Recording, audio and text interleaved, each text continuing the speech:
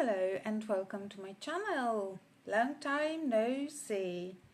But today I couldn't miss this opportunity to talk to you about the assassination, the would-be assassination of Donald Trump, and what I think about that. There is not an hour that some new information about how the Secret Service behaved and how they protected the former president appeared in the press, on TV, on the internet, and what I am reading is quite shocking. Well, first of all, let's see what we know right now. Right now we know that there has been a great gap in the security system. But why? The gap did not emerge suddenly from nothing. So there was a great gap on the evening or night just before Trump's speech. The security service walked around the area, checking every point that would be that would create a possible danger, and one of them was this infamous roof. It was classified of definite danger, and yet the next day during the rally, no one protected this place. And what's more, there was even a ladder leaning against the building, just like allowing somebody to climb up to the roof. There were people who gathered there, who came to the rally and saw somebody climbing the ladder with a rifle. Of course, they all of a sudden burst out with an alarm and contacted the police, the Secret Service. Look, this man has a rifle. He's going upstairs. He's on the roof. What's going on? Try to do something. Something may very wrong happen in a moment, and nothing was done about that. So, why? Because the Secret Service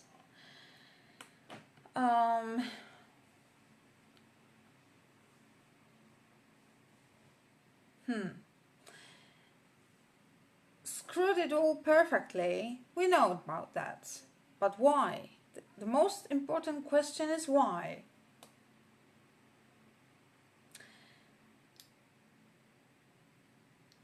And yet there is another film that emerged a few hours ago that was taken from some attendee who filmed the whole situation from behind the scene where Donald Trump collapsed. And just before the shots, like let me say it would be 3 to 4 seconds before the shots, what were the Secret Service doing? What were the people doing? They were in a panic, running from side to side, pointing to one place. I suppose it must have been this roof. And what did they do at one point? They ducked. They simply ducked, just like expecting the fire. They did not take Trump off the stage. They ducked to save their lives. And then the fire started and one bullet hit Trump's ear. And then, of course, they started all the procedures. But what's so bizarre is that they did nothing about Trump. They knew what was going on because it was visible. It was so chaotic. It was in disarray. They were panicky. And all of a sudden they ducked, trying to avoid the hit of a bullet that they were expecting to come, exposing Trump.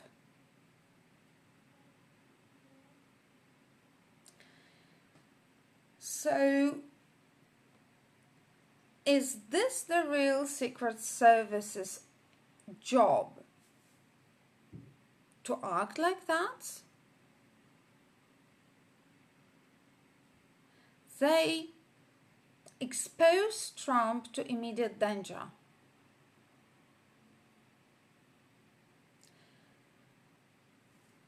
And my question is why? And I have two theories here. Because the theory of random assassination by a random 20-year-old person who was a Republican but donated some money to Democrats and he was a loner and so on and so forth. Come on, it doesn't make any sense. My idea is that it was all meant to be. Because too many people were aware of what was going on. And too many people acted as if they were trying to avoid the coming danger. And look at what happened when Donald Trump was shot. He was picked up. The first thing he said was, let me get my shoes back. And he pushed away his security service, exposing his head to everybody. How did he know there wasn't another shooter, another sniper somewhere? How did he know that he was safe? Just to show everybody his fist, and he said, fight, right? And Secret Service allowed him to do that. That's insane. Because the first thing they should have done is to take him from this place as soon as possible to the vehicle. They didn't. He was still exposed and ready to take another bullet had there been another sniper, which they did not know of, unless they did.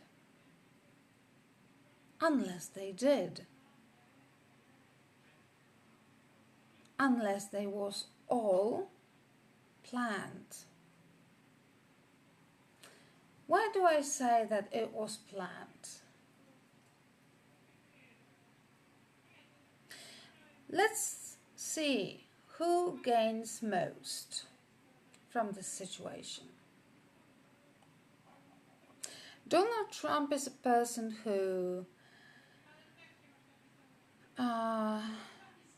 ordered his people to marched at Capitol for no matter what cost. Many people died. He did not value the life of the other people. He just wanted to win. And the same happens here. By this situation, by this picture that appears in every newspaper, what does he get?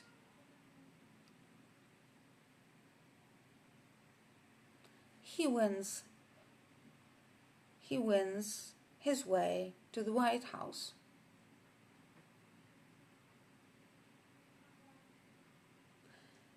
Do you think he cares about those who lost their lives? No. No. He wasn't scared at all when he got up and blood was running down his cheek and he started his chanting, "Fight, fight, fight." No, he was proud. It was his moment. He was living for that.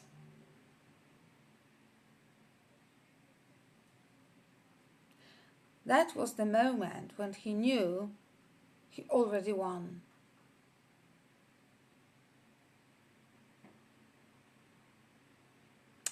So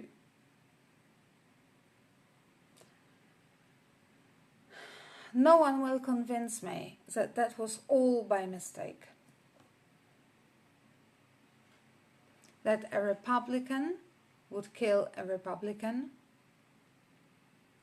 Not kill, just injured his ear. And this Republican, this injured one, would absolutely take advantage of it to win his way to the White House. Because now he's a hero. He survived. Why? By God's will.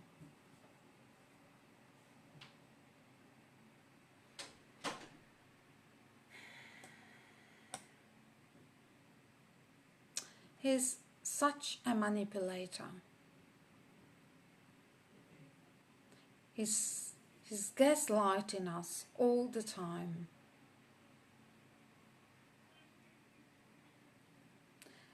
That's why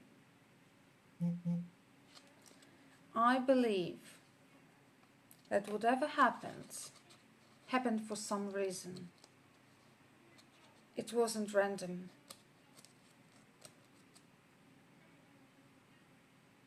That these are my thoughts.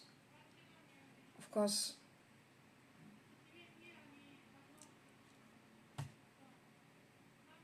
you may have yours, and I believe in terms of politics, it's so polarized and it differs, but these are my thoughts on that, on what happened that day. Thank you so much for listening. See you next time. Magda shares.